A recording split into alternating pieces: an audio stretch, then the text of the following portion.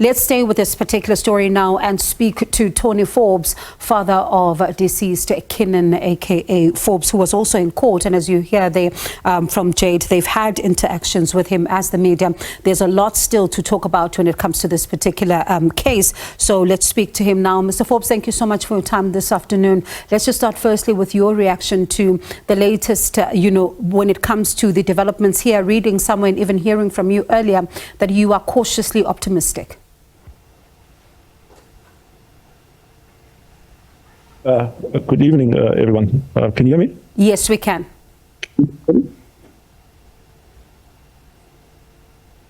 Tony? Hello? We can hear you. Are you able to hear us? Yes, I can hear you. Can you hear me? Yes, loud and clear. We can hear you now. Oh, sorry about that. Yes, I said that I'm cautiously optimistic. I believe today was a very important milestone in this investigation. There's a long way to go, but over the 12 months since Kiernan passed and Tibz passed, the investigating team have really worked hard and collected substantial evidence.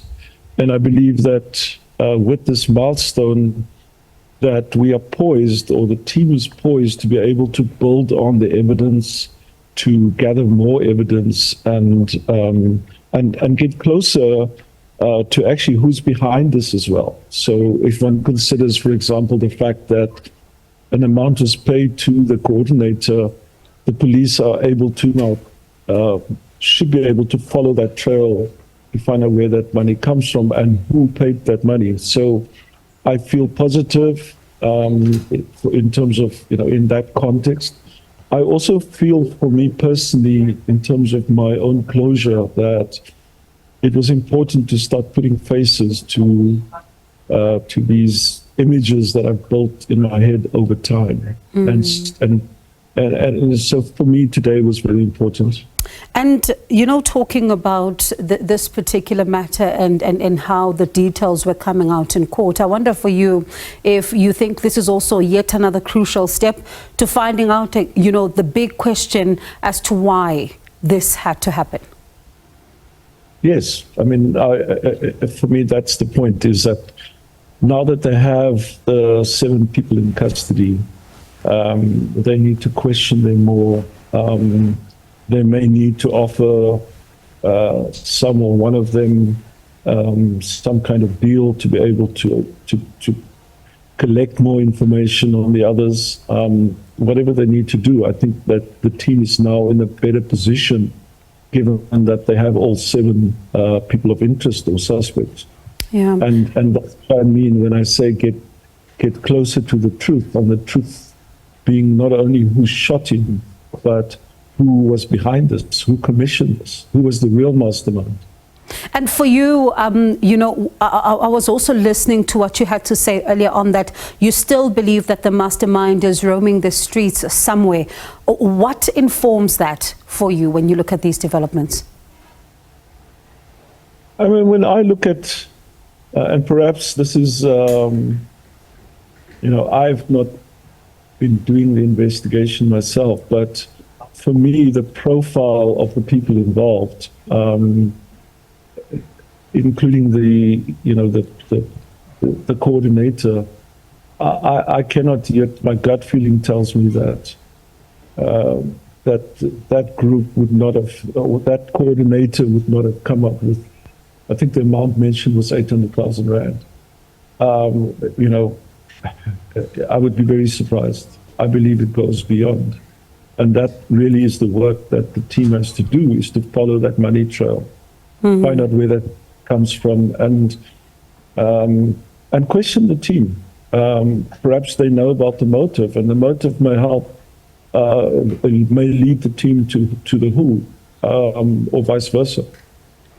So, I mean, that is what my gut feeling tells me. Yeah, and how difficult was it for you as a father to hear some of the details that came from this? Because we got to hear just how they were tailing him, and really a lot of information even from that press briefing by the police earlier on this week. So obviously I've been privy to more information than what has been released in the public. And you know, I've had access to some of the details over the last 12 months. You know, dating as far back as the first arrest, which I think was in April. So over time, there is a fair amount of detail that I have come to understand. There are some things that did come out in the last couple of days that, you know, hadn't even been shared with me. And so, and even knowing that Kiernan had been tracked from the airport to the hotel and then to Wish, I had known that that was the case in terms of, you know, the information that had been given to me over time. But just hearing again what had happened, and just hearing about them wanting to shoot him in the car, you know, it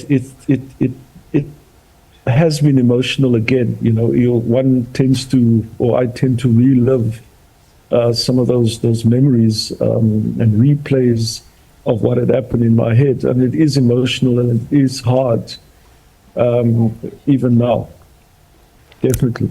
And one can only imagine, and just wish you strength, Tony. Thank you so much for even braving it up and speaking to us this afternoon. Do appreciate it. And as you say that more details expected to come out, let's see then what happens in the course of the days. And as it, you know, it's been postponed now, let's see if there's further information that does come out. But we do appreciate you talking to us this afternoon. That is Tony Forbes. Thank you. Thank you. That is Tony Forbes, the father of deceased Kiernan AKA Forbes.